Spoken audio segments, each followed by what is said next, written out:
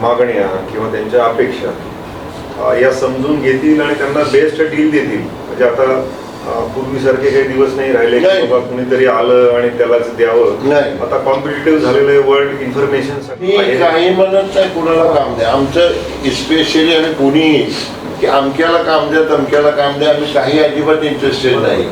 उलट आम्ही सगळ्या प्रकारचा टेक्निकल नो हाऊ मोफत देण्यासाठी त्यांना सांगितलेलं की आमच्याकडून तुम्हाला घ्या, तुम्ही तुमचं ठरवा काय करायचं. त्याचं वर्कशॉप मी घेतलं. त्याच्यामध्ये गव्हर्नमेंट ऑफिसर्स बोलून लोकांना गाईड केलं. 400 लोक आले.